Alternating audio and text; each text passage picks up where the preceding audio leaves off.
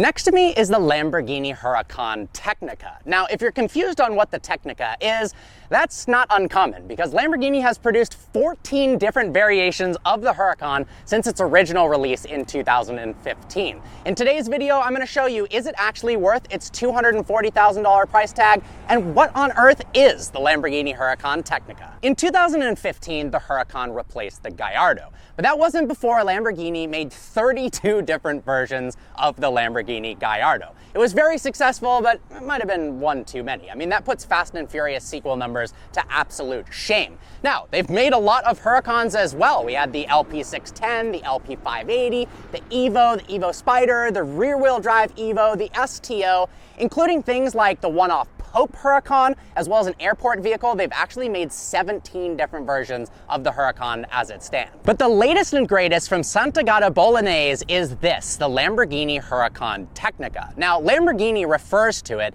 as kind of the best of all worlds of the Lamborghini Huracan family. It's got the intense driving dynamics and the track-focused nature of the Huracan STO, but it's got a more comfortable road-going presence like the Huracan Evo. Under the hood of the Lamborghini Huracan Tecnica is a 5.2-liter naturally aspirated V10, making 631 horsepower and 417 pound-feet of torque. Now, in a world where all cars are going hybridized and forced induction, this is the last amazing sounding car in its class. And part of that is due to the revised exhaust system.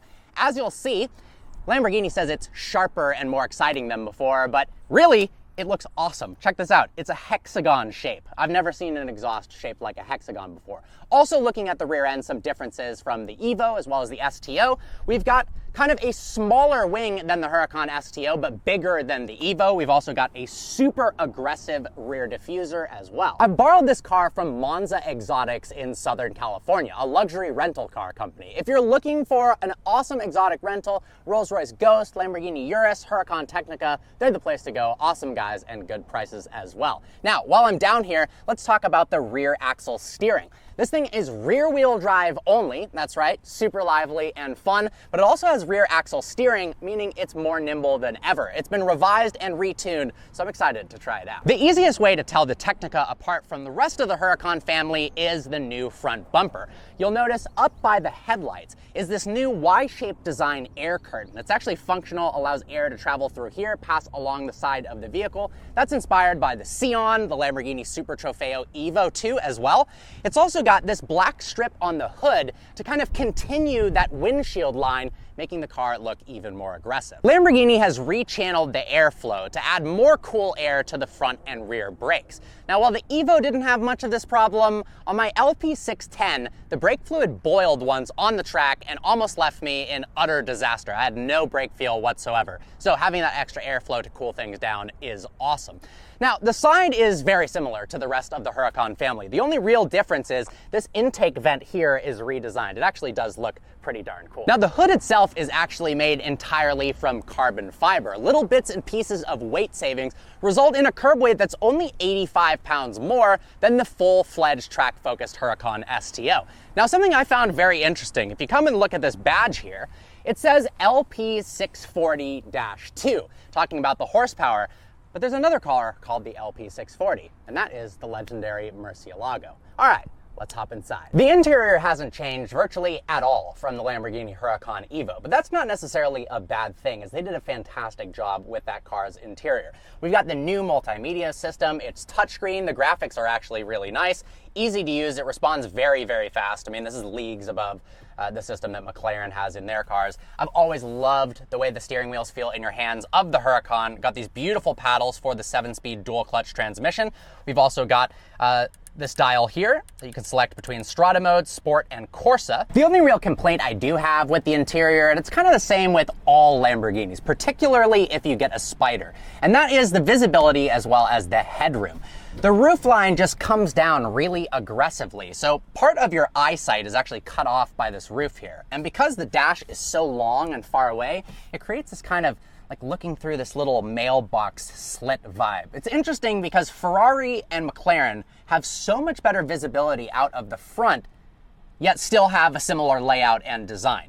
Now, it's not necessarily a bad thing, it's just something to get used to, but it doesn't quite feel like you're as on top of the road and close to the ground with amazing visibility to place it on the road like a Ferrari, McLaren, or Porsche. All right, guys, behind the wheel of the Huracan Tecnica now, and I am very excited. Obviously, I'm a big fan of the Lamborghini Huracan, given the fact that I've owned two of them, an LP610 and a Huracan Evo Spider. So anytime they come out with a new version of the Huracan, it's a very exciting thing. I'm curious about the improvements, no matter how small. Is it actually a better car than before?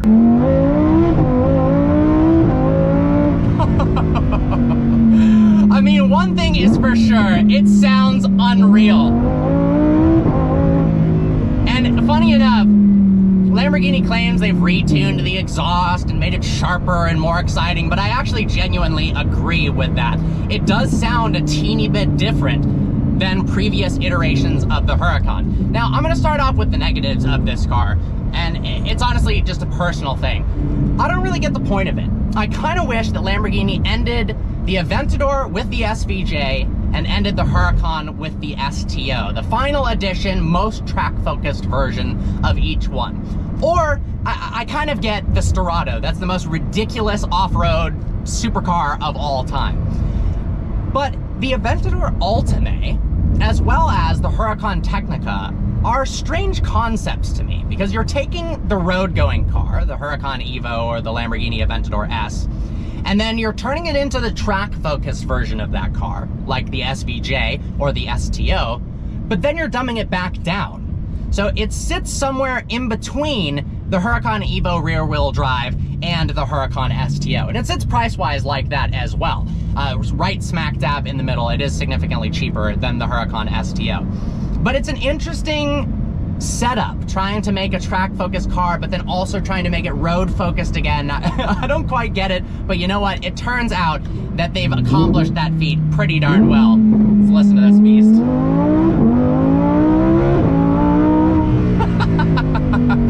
I mean, it doesn't get much better than that. In today's day and age, where we've got the F8 that sounds all right, the Artura that sounds all right, the 296 that sounds okay, this is a car that genuinely sounds freaking awesome. All right, we've got a nice stop sign here.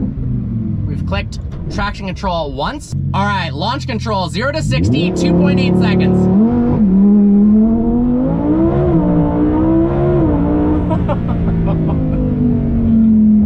This thing absolutely rips. And the other thing I love about this car compared to almost every single other modern day supercar is how instantaneous the throttle response is. Because it's naturally aspirated, because that power delivery is so linear and so predictable, it's just such a fun car to drive. And then the fact that it's rear wheel drive gives you that lively nature. You can drift the absolute crap out of this thing if you so desire, but it also makes the steering feel better and lighter. This thing feels a lot lighter and more nimble on its feet than the Huracan Evo did. I like it. The only thing I don't love is if you're in the lower RPM ranges. I'm in Corsa mode, and for some reason, it keeps the baffles completely shut in the lower RPM ranges. So, and I'm in Corsa, so listen. It only until it gets to that 4,000, 4,500 RPM range do the baffles open up. Obviously, with an aftermarket exhaust, you can completely fix that, but a little bit weird for this track-focused car to have kind of that quieter, dumbed-down exhaust. And I don't remember that being the case with the Huracan STO. All told, I really like the car. It drives very, very well. The STO and this are the best handling Huracans, and the Performante as well, that they've ever made, and with that, the best handling Lamborghinis ever made. The Aventador SVJ, obviously it has fast lap times, but it's wide, it's big, it's harder to drive, it doesn't feel as fun on the road. These are just absolutely incredible, and I love that Lamborghini has moved in that direction. No longer is it, yeah, the Gallardo looks cool, but it doesn't drive that great. No, this car is awesome. From the engine, to the transmission, to the looks, to the interior, they've absolutely nailed it. And it's gonna be both exciting and terrifying to see what happens to the future of the Lamborghini Huracan and that replacement, what that ends up looking like. Well guys, I hope you enjoyed today's video. Like always, please browse the channel and subscribe. I look forward to seeing you next video.